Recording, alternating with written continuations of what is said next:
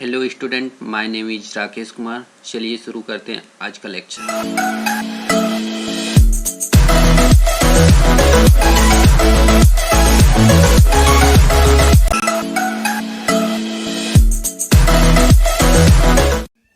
ये structure series का दूसरा वीडियो है जिसमें हम डिस्कस करेंगे कि स्ट्रक्चर के मेंबर को कैसे हम एक्सेस करेंगे। इसके बारे में हम डिटेल में चर्चा करेंगे।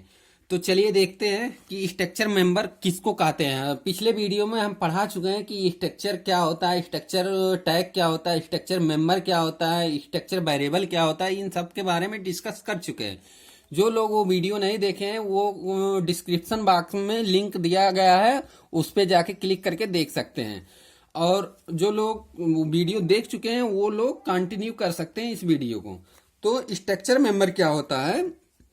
जो स्ट्रक्चर के अंदर वेरिएबल डिक्लेयर करते हैं उसको क्या बोलते हैं? Structure member. या जो स्ट्रक्चर की बॉडी होती है उसके अंदर जो वेरिएबल डिक्लेयर किया गया है उसको क्या बोलते हैं? स्ट्रक्चर मेंबर बोलते हैं।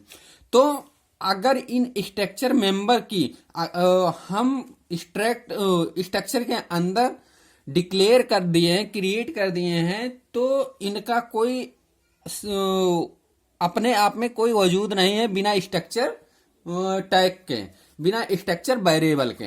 अगर हम बात करें कैरेक्टर नेम 20, तो बिना स्ट्रक्चर के इनका कोई स्पेसिफिक वजूद नहीं है। अगर स्ट्रक्चर के साथ इसको कॉल करते हैं तो उसका स्पेशल मतलब होगा। जैसे स्ट्रक्चर नेम का मतलब कि उस वेरिएबल के स्ट्रक्चर को हम बना रहे हैं।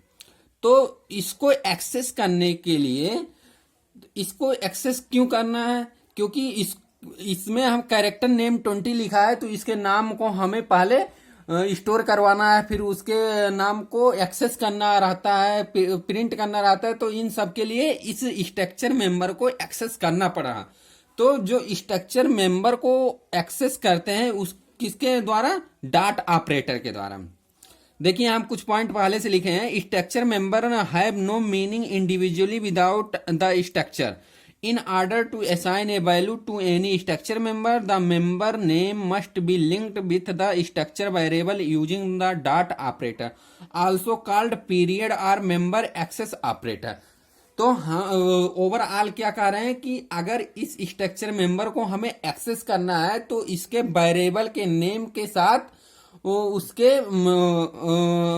स्ट्रक्चर मेंबर के साथ डॉट ऑपरेटर के द्वारा हम एक्सेस कर सकते हैं।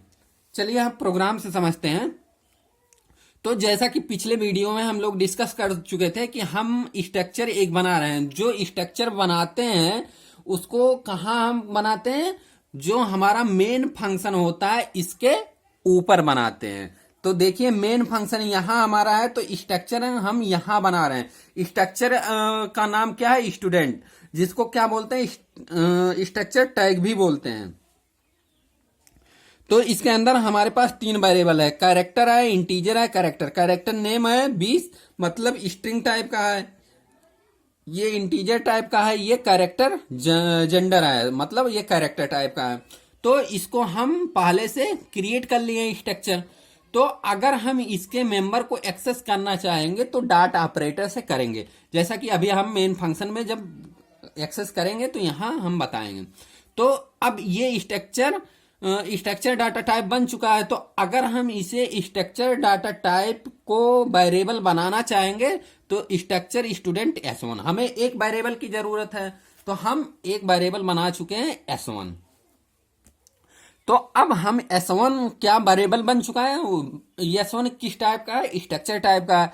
अगर हमें स्ट्रक्चर टाइप का इसके फर्स्ट मेंबर को कॉल करना है, एक्सेस करना है नेम को, तो कैसे करेंगे? S1 dot name. जो str कॉपी है, str कॉपी हम एरे वाले चैप्टर में पढ़ चुके हैं। स्ट्रिंग कॉपी का काम क्या होता है कि किसी स्ट्रिंग को कॉपी करने के लिए होता है। जो ये क्या होता है? सोर्स होता है, ये टारगेट होता है। ये टारगेट होता है, ये सोर्स होता है। मतलब जो राज पांडे है वो S1 डॉट नेम में S1 पॉइंट नेम वाले वेरिएबल में जाके सेव हो जाएगा। और फिर S1 डॉट एज, अगर हमें एज को डिक्लेयर करना है कि मतलब असाइन करना है कितना एज है, तो S1 डॉट एज इक्वल 18। तो अगर जेंडर हमें असाइन करना है कि कौन सा जेंडर है, तो जेंडर कैरेक्टर टाइप का है, तो S1 dot gender equal single bracket के सिंगल कोट्स के अंदर यम। सिंगल कोट्स क्यों लिखते हैं, क्योंकि हमें पता है कि ये कैरेक्टर टाइप का है। तो अब हमारे जो वेरिएबल स्ट्रक्चर में बना होगा इस तरह से बना होगा कि यहाँ 20 ये नेम के लिए, ये एज के लिए 2 और कैरेक्टर के लिए 1, मतलब टोटल 23 बाइट ऑक्युपाई किया होगा। तो 23 बाइट में राज पांडे यहाँ आ गए S1 डॉट नेम में, और 18 कहाँ आ चुका है S1 डॉट एज में, और S1 डॉट जेंडर में यम आ चुका है। तो मतलब यहाँ डाटा आ चुका है इन तीनों स्टेटमेंट से। अब इसको अगर हमें प्रिंट करना है तो हम सिंपल सा प्रिंट एफ फंक्शन से प्रिंट कर सकते हैं।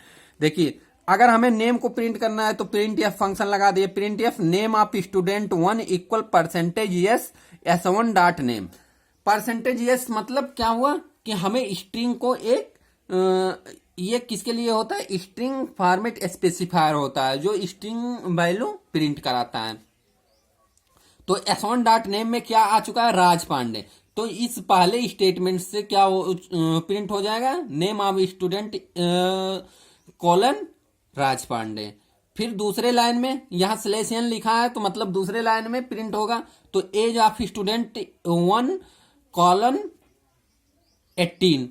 फिर तीसरे लाइन में gender of student 1 colon M. तो इस प्रोग्राम का आउटपुट क्या आएगा, name of student 1 colon Raj Pandey, age of student 1 colon 18, gender of student colon M. तो हमें लगता है कि समझ में आ चुका है। बस इसमें क्या करना है, हमें जो एक्सेस स्ट्रक्चर मेंबर है उनको एक्सेस करने के लिए डॉट ऑपरेटर लगाते हैं। यहाँ देखिए, यहाँ डॉट लगाए हैं, यहाँ लगाए हैं। अगर हमें नेम को एक्सेस करना है तो S1 डॉट नेम। अगर यहाँ हमारे पास 2 वेरिएबल होता है तो दूसरे को अगर हमें एक्सेस करना रहता है तो मान लीजिए उसका नाम हम S3 रख दिए, तो S3 डॉट नेम कर देते हैं, यहाँ S3 डॉट एज कर देते हैं, यहाँ S3 डॉट जेंडर कर देते हैं। इसी तरह मतलब हम डॉट ऑपरेटर से उस स्ट्रक्चर मेंबर को एक्सेस करते हैं। अब हम दूसरे एग्जांपल से समझते हैं कि दूसरे प्रोग्राम में मतलब हम स्ट्रक्चर मेंबर के साथ इसका नहीं फंक्शन से भी वैल्यू असाइन कर सकते हैं। हम इस प्रोग्राम में डिस्कस करने वाले हैं। तो हम यहाँ देखते हैं कि हम 2 हेडर फाइल लगाए हैं, ये तो अंडरस्टूड है। फिर हम एक स्ट्रक्चर डिक्लेयर किए हैं, एक स्ट्रक्चर क्रिएट कर रहे हैं, क्योंकि हमें स्ट्रक्चर का मतलब क्या होता है कि डिफरेंट डेटा टाइप का कलेक्शन को कंबाइन कर रहे हैं। जैसे नेम स्ट्रिंग टाइप का है, इंटीजर पेज है, और कैरेक्टर ऑथर क्या है, स्ट्रिंग टाइप का है। तो हम इनको कंबाइन कर दिए एक स्ट्रक्चर वेरिएबल में, जिसका नाम स्ट्रक्चर का नाम क्या है, बुक। अब इस स्ट्रक्चर के रिस्पेक्ट में हम मेन फंक्शन में अगर हमें यूज करना होगा इस स्ट्रक्चर को, तो हम एक वेरिएबल बनाएंगे या 2 वेरिएबल, जितने हमें जरूरत होगी। तो अब हम बात करते हैं कि जो मेन फंक्शन के अंदर है, सबसे पहले हम उस स्ट्रक्चर का हम एक वेरिएबल जनरेट क्रिएट कर लिए, किस नाम से, B1 नाम से। जो स्ट्रक्चर बुक है उसका हम एक वेरिएबल क्रिएट कर लिए हैं। तो वेरिएबल जब क्रिएट कर लिए हैं तो अब ये स्ट्रक्चर क्या आ चुका है कि इस तरह से मेमोरी में बन चुका होगा S1 के लिए।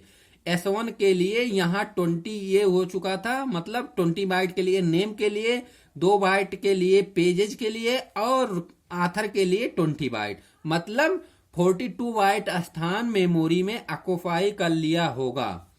ये नेम के लिए, ये पेजेज के लिए, और ये ऑथर के लिए। इतना समझ में आया। फिर अब हमें इस जो हमारे पास मेमोरी मिल चुका होगा, मेमोरी में स्थान मिल चुका होगा, अब उसमें डाटा को इंटर करना है। तो हम पहला प्रिंटफ क्या लगा दिए, इंटर वैल्यूज। अब इनमें इंटर मतलब आउटपुट में हमारे दिखेगा इंटर वैल्यूज। तो जो वैल्यू हम डालेंगे कहाँ कहाँ जाएगा, B1 डॉट नेम, सॉरी ये B1 है, S1 नहीं, B1 dot name. B1 dot name जो पहला हम कोई कैरेक्टर डालेंगे, कोई स्ट्रिंग डालेंगे, वो कहाँ जाके सेव होगा, B1 डॉट नेम में। तो हम यहाँ स्ट्रिंग फॉर्मेट स्पेसिफायर लगाएं। स्ट्रिंग के साथ हम पहले भी डिस्कस कर चुके हैं कि हम एड्रेस ऑपरेटर नहीं लगाते हैं, जबकि इंटीजर यहाँ %d है। दूसरा फॉर्मेट स्पेसिफायर इंटीजर के लिए, तो हम address of b1 dot pages पे लगाते हैं। मतलब स्ट्रिंग के केस में हम क्या लगाते हैं, एड्रेस नहीं मेंशन करते, वो ऑटोमेटिकली जाके उस एड्रेस पे सेव होगा। तो हम स्कैन एफ फंक्शन से इन वेरिएबल में हम डाटा को इंटर कर रहे हैं। वेरिएबल का नाम क्या है, b1 डॉट नेम। अगर हमारे पास मान लो हम 10 इस तरह से 10 वेरिएबल क्रिएट किए होते, अगर b1 डॉट नेम कर रहे हैं तो पहले वाले वेरिएबल में जाके फिल होगा, नेम वाले कॉलम में। फिर b1 डॉट पेज, तो यहाँ पेज वाले में आ जाएगा जो हम फिल करेंगे। b1 डॉट आथर में क्या, जो आथर का स्ट्रिंग हम फिल करते देंगे कीबोर्ड से, वो जाके, मतलब हम इस स्ट्रक्चर मेंबर को स्कैन या फंक्शन से भी यूज करके हम डाटा की एंट्री कर सकते हैं। अगर अब डाटा की एंट्री जब हो चुकी है, तो अगर हमें प्रिंट करना है तो हम सिंपल सा प्रिंट या फंक्शन लगा के कर सकते हैं। तो यहाँ वेरिएबल का नेम हम उसी तरह लेंगे, b1 डॉट नेम। b1 क्या है, वेरिएबल, स्ट्रक्चर वेरिएबल है। डॉट हम लगाते हैं दो स्ट्रक्चर वेरिएबल को कंक्रीट करने के लिए, मतलब जोड़ने के लिए, कनकेट करने के लिए। और नेम क्या है कि इस स्ट्रक्चर में पहले स्ट्रक्चर मेंबर का डेटा टाइप का नेम है। फिर उसी तरह से b1 डॉट पेजेज के वो हमें प्रिंट करना है, फिर b1 डॉट आथर प्रिंट करना है। तो यहां से हम जो दिए होंगे कीबोर्ड से वो प्रिंट होके आ जाएगा। हमें लगता है कि समझ में आ चुका होगा।